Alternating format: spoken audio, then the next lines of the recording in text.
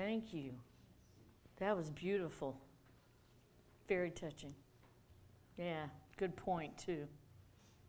Good morning, everybody. Good morning. Whew, I got to shake that one off. That was pretty powerful. So it's December already, isn't it? Pretty quick? I think so. So for those of you who do not know me, my name is Reverend Janet Ellis, and I am thoroughly pleased to be here once again with my family. Yeah. And I want to thank PJ especially for giving me this opportunity to be with you guys. It's always special to be here with you. I was in a different mood a minute ago, girl. I don't know where I'm going now. Man, holy smokes. Okay, so in conversation with PJ and trying to decide what direction I wanted to go today, yes, it's December. Yes, we're getting close to the end of the year. And what does that mean? Goals for next year. Right? Maybe. I don't know. I don't know if you guys do it. But there's a difference in the conversation that we had. I think I want to really emphasize the difference between setting a goal. I'm not going to get anal on this stuff because I don't go there. But there's a difference between a goal and a spiritual goal. Is that not right? Right? So I don't know about you, but I'd kind of like to delve into the spiritual aspect of this just a little bit so we can get some clarity and understanding in regards to what spiritual means. I have had at least 4 conversations this morning, and each time I've had them, my talk has changed because they've been beautiful conversations, and they've had important input, and I want to make sure I cover it all, and I don't know that I will, but that's okay. So each of us have different types of goals, correct? We're all at different ages, different stages in our lives, and so there are things that are occurring that are going to change. For myself, being as young as I am, we have a new adventure starting in our lives, my husband and I. And it's been exciting, it's been scary, it's been all those things you feel. Just like, those back in the day of when you first got married, or when you first started dating somebody, or when you got your first new job, or when you got your whatevers, the goals that you're setting. So as far as different types of goals, some are for about health, right? Some of us have it for health. Some of us might have a dire need for professional advancement. They've been working a little bit, but whatever it is, there's only one purpose. And that purpose is to achieve something. Now, in a regular goal, that is to achieve something. And a spiritual goal, is that the same? Yes, kinda. But in a different kind of way. I know this is going to get weird, you guys. Hang on. Yeah, I'm getting serious now. Primarily, the reason why we have goals is to realize an outcome we yearn for, right? There's something in our heart, not our head, but our heart. There's a yearning there. And we have been put here on this planet for that reason. Now, some of us have never known what it is.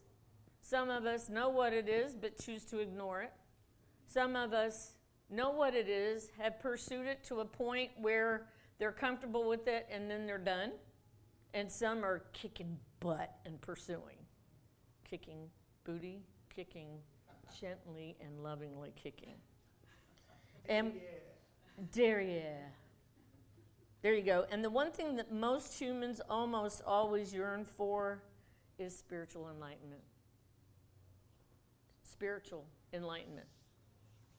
Simply put, spiritual goals are the objectives we set for ourselves to get closer to ourselves.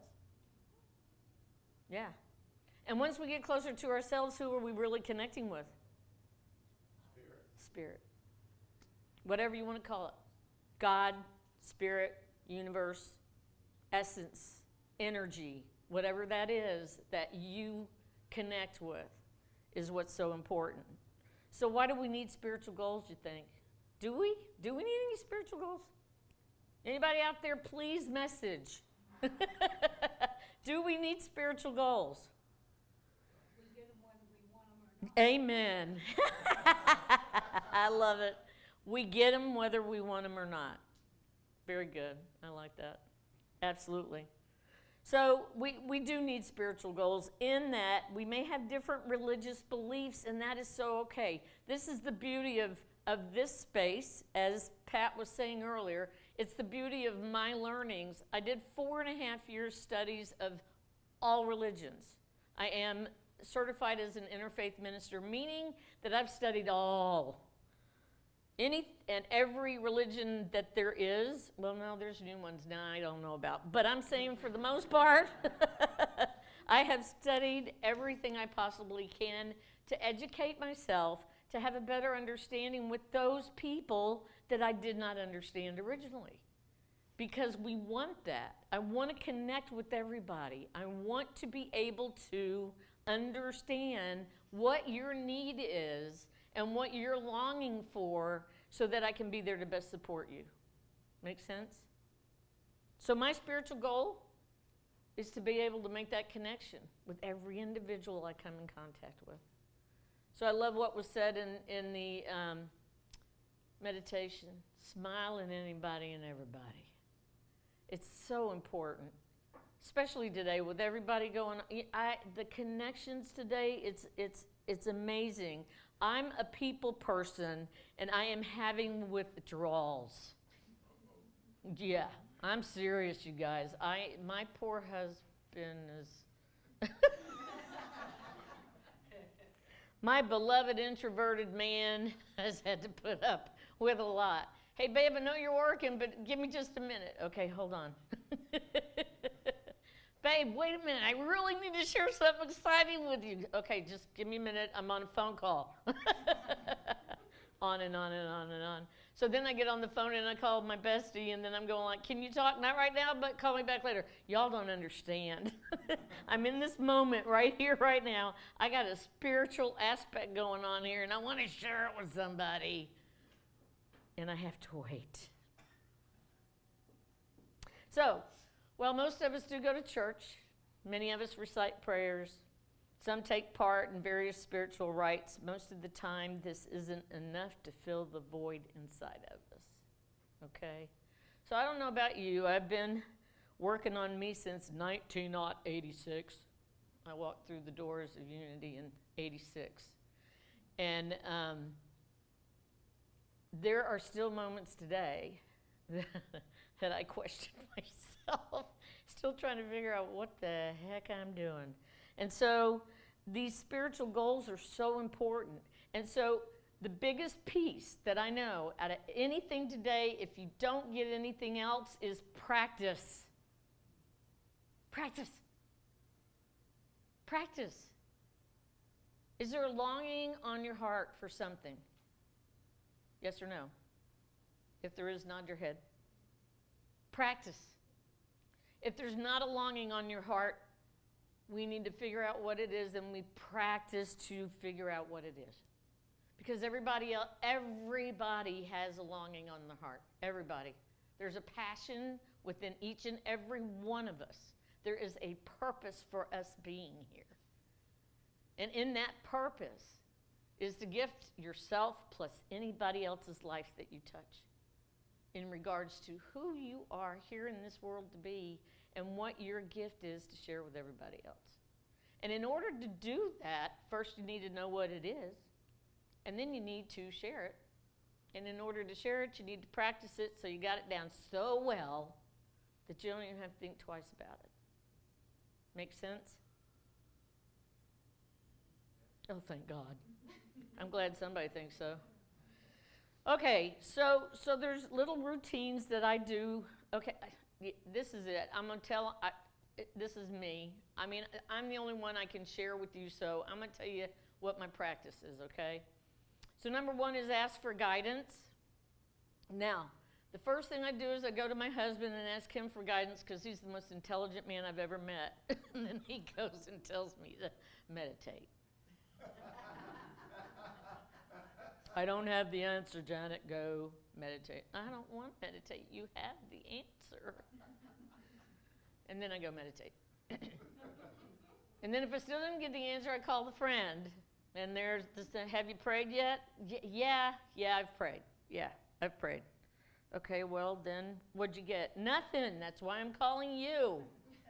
Okay. Go back and pray some more. Okay, I get it. All right. So it's interesting because that piece, that practice piece right there is a challenge for me to get that I need to go to me first. That pure essence inside of us, that energy, that love, that passion, that purpose, that God essence, the reason we are here is within us. Now, I had an interesting conversation the other day because I go to therapy. Okay? I'm not crazy, but I go to therapy. Well, some people think I am, but. And I also have some meds I'm on right now because I started having anxiety attacks. God knows why. Well, I do. God does know why, and I do too. I'm female, and hormones are in the picture. That's all I got to say. Lord have mercy. Yeah. And then there was. And then I see a therapist, and oh God, y'all, hang with me, be open. I have a hypnotist I talk to too. So it's all good though. It's all good. But I had a conversation, and I heard somebody say the other day, you don't go outside of yourself. You do not need to go outside of yourself. Everything you need is inside of you. And I got real confused then. Right? Wait a minute. If we're here for each other, and we're here to do something for each other, and we're here to be here for each other, then why can't I go to somebody else? And I got real confused, and I went to my husband. And he said, go meditate. No, he didn't really. Anyway, we talked about it, and what my understanding is, and it's very clear now, and part of my goal is to find the right person to help me define what it is that I need to work on. Right? You cannot solve the problem in the space where the problem exists. Right? That's an old saying somewhere long. Anyway. So if there's somebody that is able to observe me from a different perspective and can see what is there for me that I cannot see, then it is perfectly fine to go outside of yourself. Now, that does not mean to hook yourself to them, to latch onto them, to believe every freaking word they say is the truth. You know what I'm saying? But to be able to connect to somebody that you can resonate with. Again, it's about your energy, though. You know that it's the right person. I have researched so many individuals on my conquest of bettering me. And I'm in a place now where I've got some decent people I can work with. But then there are those that don't know that they don't know that they don't know. You know? Yeah. And then there are those, I love this saying, I used it earlier, in that, real quick, they're woke, but they're not awake. Ooh, good one, right? Exactly. That's the big one for me. They're woke, but they're not awake. Boy, I woke up. Man, in the beginning of my search, in the longing and the hunger and the everything I wanted, I knew I was miserable. I knew I didn't want to be where I was in that moment anymore. I knew I wanted something big, special, and different, and I knew I deserved it. Somehow I knew I deserved it, but I just didn't know where to go or how to go about it or what to do. And so I was awoke, but I wasn't awake. And that's difficult. It's a tough one. And what I mean by awake is, what do I mean by awake? Somebody tell me. What's the difference between being awoke and awake? Say it again. Self-awareness. Yes. Self-awareness. What else? Give it to me, people. Come on. Awoke and awake. So you're conscious enough to know that something is not right, awoke, but not enough to know that you need to make the changes to wake up. Yes? The yearning. And then the process Process, that's it. of awakening. Thank you. It's that process. That's your spiritual goal. That's the spiritual goal. That's what we want to look at. That's what we would like to, and truly in the beginning of the year, it's typically, we're going to set our spiritual goals this year. What are we going to do for 2023 now? The last 3 years have been, oh, so wonderful. Wonderfully weird. Can I say that? They have been wonderful. Oh, it's so hard to say that. Yeah, I know. You know, we practice and we teach positivity, but it doesn't mean to act ignorant and act as if there aren't bad things going on in the world, right? Right. Now, if I keep in my head over and over again, oh my God, I'm sick, oh my God, I'm sick, oh my God, I'm sick, what's going to happen? Thank you very much. Oh my God, my life is amazing. Oh my God, I love my life. I am so blessed. I'm so amazingly blessed. What do we get? Yeah. Now, it's not to deny that there are issues. I got issues going on, people, I can tell you. I got things going on in my life right now, but I also know that I'm going to be okay. I also know that it's temporary. I also know that there is so much more in me and out here that's going to make it nice, that I can handle whatever's going on right now, no matter how bad it feels in the moment. And the biggest thing, temporary, it's temporary, it's temporary, it's temporary. There's the mantra. It's temporary, it's temporary, it's temporary, it's temporary. So setting goals is just, spiritual goals, is just a way to keep your mind focused when you get caught up in the monkey mind, right? Spiritual goals, monkey mind. Spiritual goals, monkey mind. Okay, one of the lessons I learned when I was taught by this this cute monk dude from Thailand. I was in Thailand for 6 weeks meditating in the mountains with the monks. And Long Pi Payun Sak was his name. And he'd go, oh, Janet, you're just like a monkey. I'm going like, okay, I can't talk badly about him, so. And I'm trying to figure out what he means, like a monkey. He goes, you know how they catch monkeys? And I go, no. And he goes, they build a box, and they put a hole in that box, right? And they put a banana in the hole in the box. And that monkey sees that banana, and that monkey will grab hold of that banana, and it will not let go of that banana so they can capture him. So for days and weeks, all I would hear is, Janet, let go of the banana.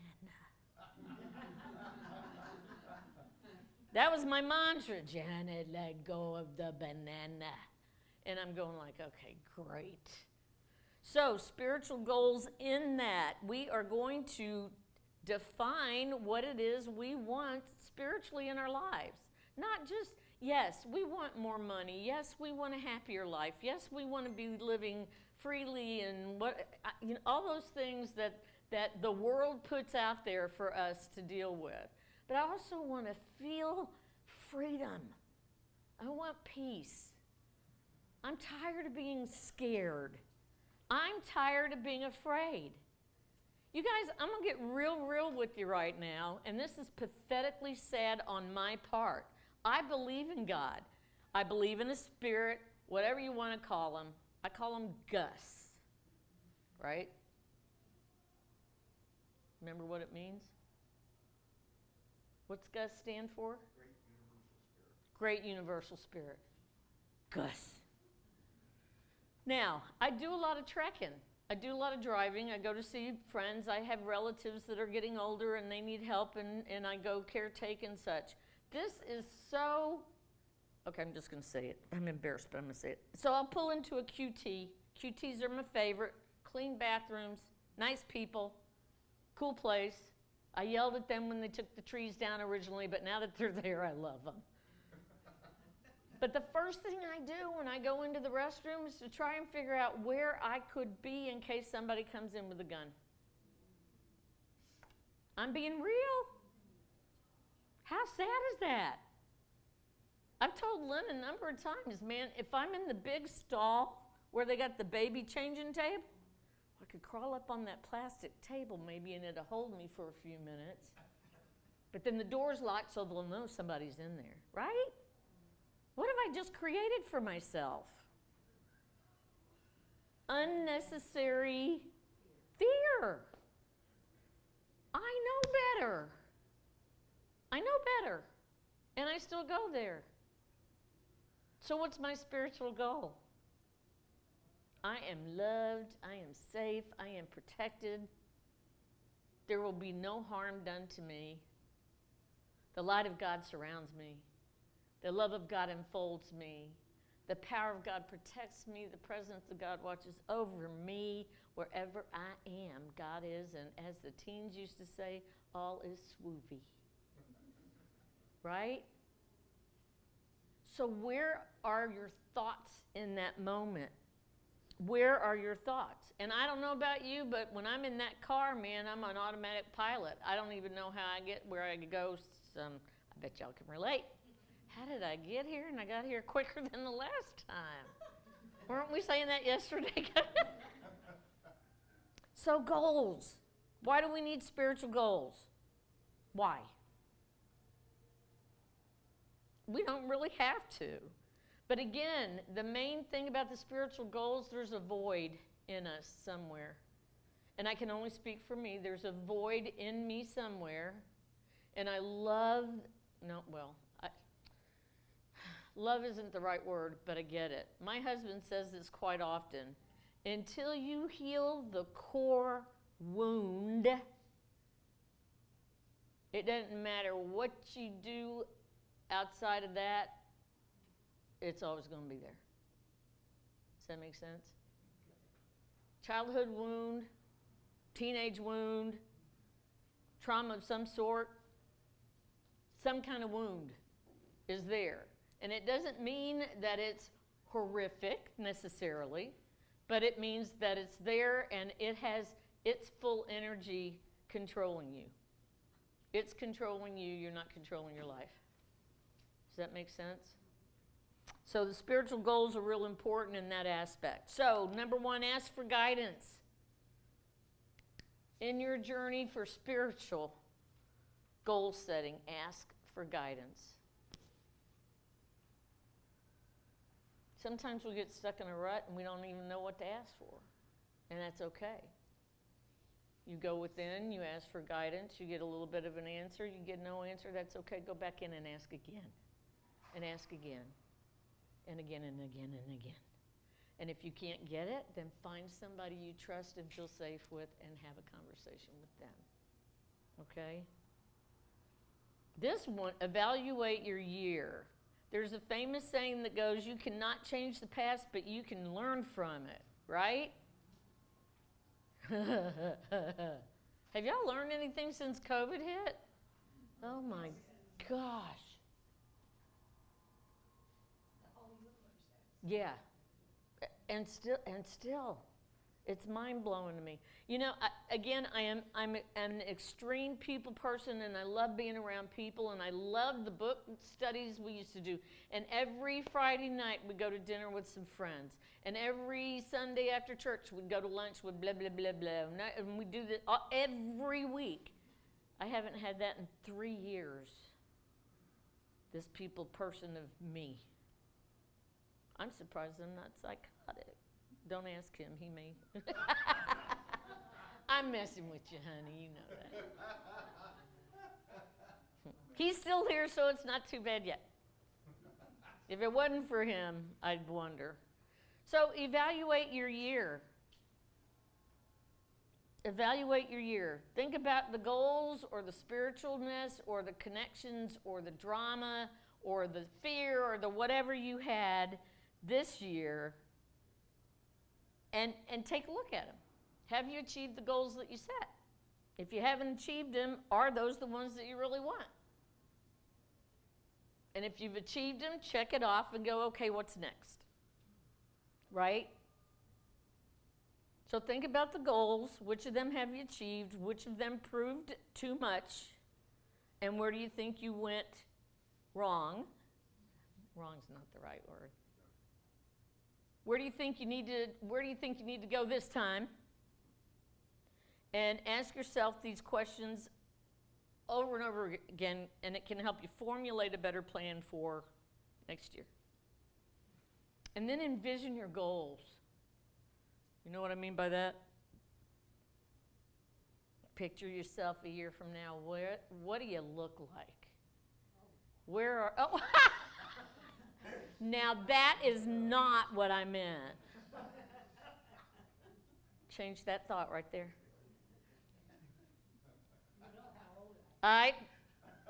That is just a number, honey. Yeah. Yeah, but your energy and you is so much more than that number. I've witnessed that, so. I'll vouch for it. Thank you.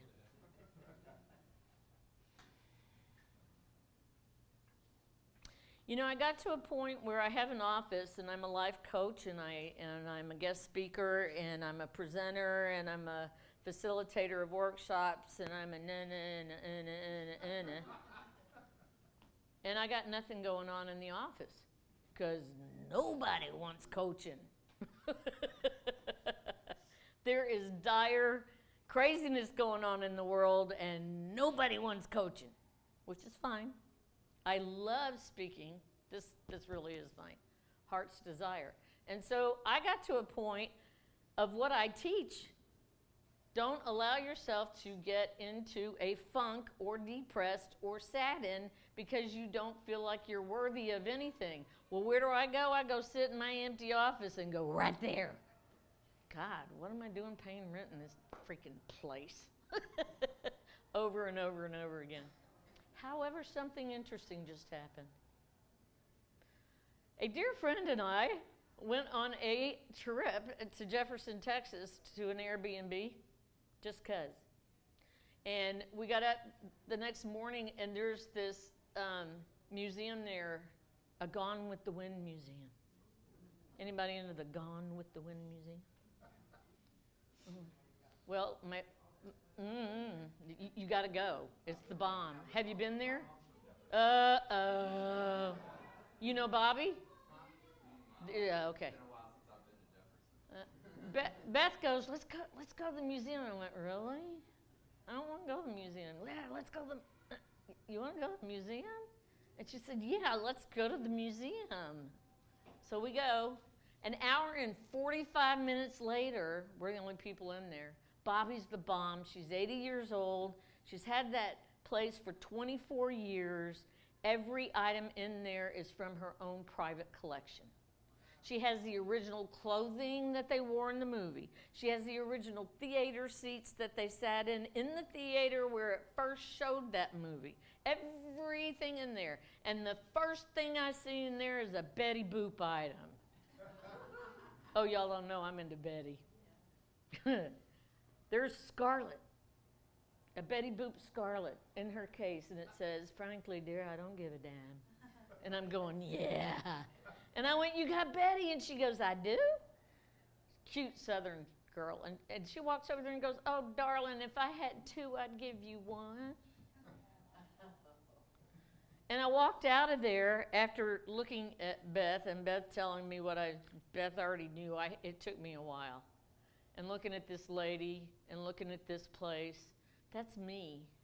That's me in 20 years at 80 with my Betty Boop paraphernalia. We have recently been filmed for a TV show that will be out next year called Collector's Call. We're not sure when yet, and we've been interviewed 3 times on the news, and we have over 5,000 items of our own personal. Y'all, it ain't about, it's not, y'all out there, it's not about me. I'm just sharing an experience. Well, it is about me, but still. The point being is, in this journey, though, of spiritual goals and ideas and the longing of what I wanted and what I needed, I love people. I love Betty. I love people and I love Betty. I love people. And I need to connect with people. How can I connect with people?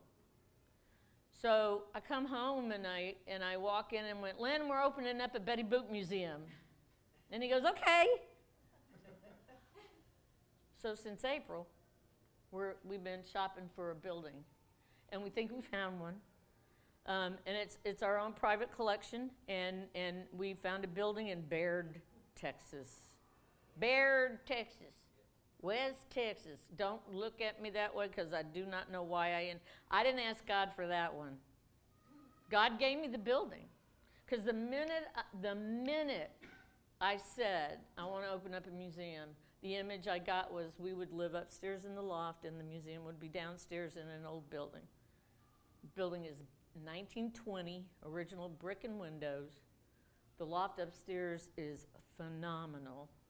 The downstairs is ready, set to go to set it up as a museum. It's got the original hardwood floors and everything in there. Everything is ready to go.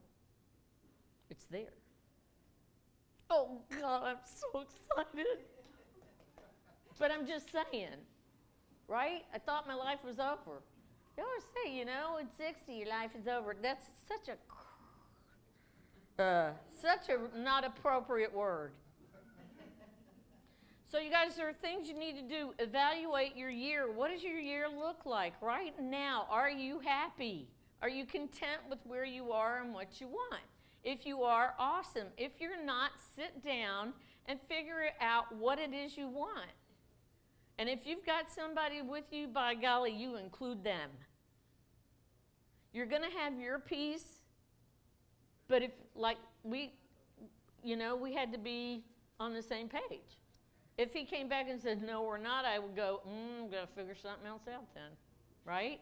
What can I do with my Betty while he does what he needs to do to meet his needs? Keep it real. Having goals are good, but having too many goals can be exhausting. Make it minuscule, 1 or 2 little goals. I know you already know most of this. The biggest piece right here, right now, is do not be hard on yourself. Don't be hard on yourself.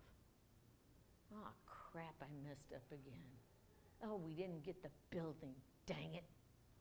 Now what? Oh, forget it. I'm just staying home. Nobody wants to see Betty anyway.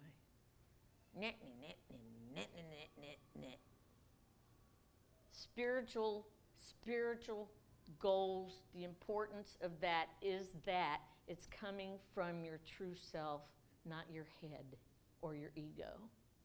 We need to get out of there. You have to access what your love and your passion is.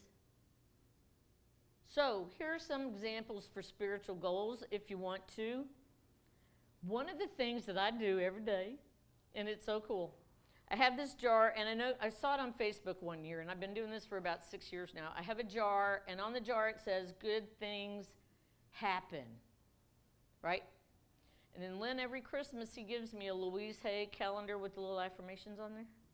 And on that day, I rip that page off when it's over, and I write 5 things I'm grateful for. I fold it up, and I put it in that jar. So on New Year's Day, I got 365 gratitudes to look at of how I've been blessed the year before.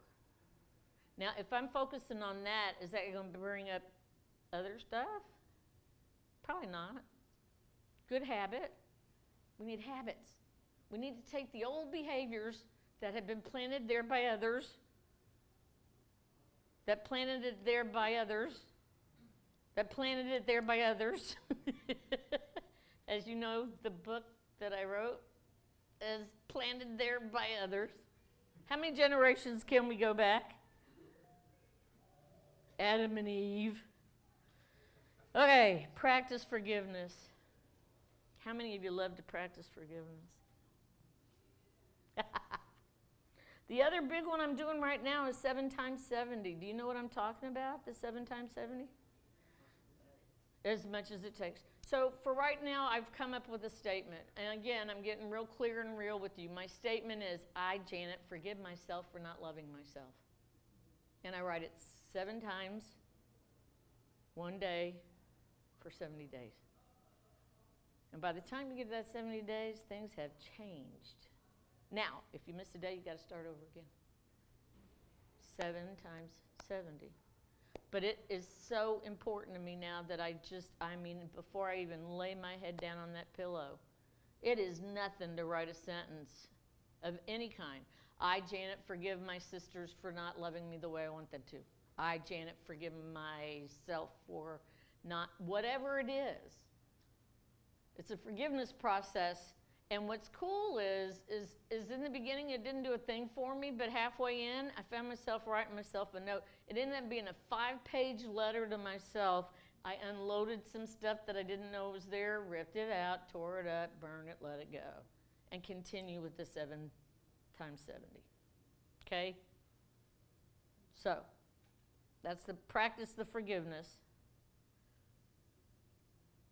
And the biggest thing on the forgiveness, of course, is for yourself, not for the other person. They don't even know. Give back however you want to. However you want to. This time of year, more people give back in the month of December. Homeless shelters don't know what to do with all the socks they get. But when it comes in July, when they need products for the women, they can't get them. So just give back, doing some kind of charity, not just confined to Christmas and Thanksgiving. Converse with your inner self every day, and not that, you stupid fool, you did it again. It's that spiritual connection. Thank you, God, for this opportunity. Thank you, PJ, for letting me be here today. Thank you for blessing me to get to see these beautiful faces. Thank you for letting me meet more people. Thank you for letting me connect with another human being that I've been longing to do. And then also read encouraging books. What do you like to read? And that does not mean murder mysteries. Well, you can. I mean, murder mysteries are good. I'm good at murder mysteries.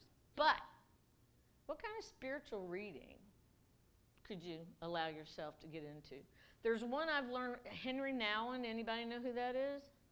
Nouwen, N-O-W-E-N, N-O-U-W-E-N, Nouwen, Henry Nouwen. I learned about him through the gentleman that prefaced the book I published, and he is phenomenal. He's deceased. He's an old dude that's been gone for a long time, but his information is still good, poetry and such. Find something spiritual. Now, this is something I've done for the longest time. Anybody still go to a bookstore? Does anybody still go to a bookstore? Okay, cool.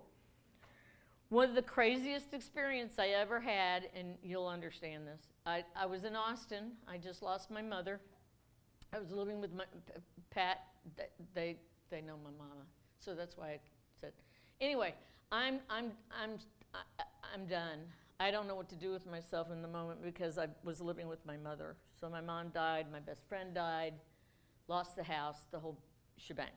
And I'm in the car and I go, okay, God, if there's anything in there that you want me to read, I'm going to just make it so concise that I know. It's an old, ugly, dirty bookstore. And I'm walking around these little crevices and corners and stuff, and I come around this corner and literally this book comes off the shelf. And the title of it was What to Do as a Motherless Daughter. And I picked it up and I said, you know what, God, I ain't reading that one. And I put it back in the bookcase. Oh my God. And I walked around and I walked around and I walked around and I went back and I went, okay, fine. And I went on one of them beanbag chairs in Austin and in them cool little bookstores, and I sobbed like a baby. It was the most profound book I ever, probably healed my life more than I can even say. So allow yourself to connect with your inner self. So many of us do not take the time and believe that we have that space within us that knows the answers that we need. We just don't let ourselves hear it. You spiritual people, you're lit. You are so lit. More than you give yourself credit for. So, inspirational books, they're a great way to attain spiritual fulfillment.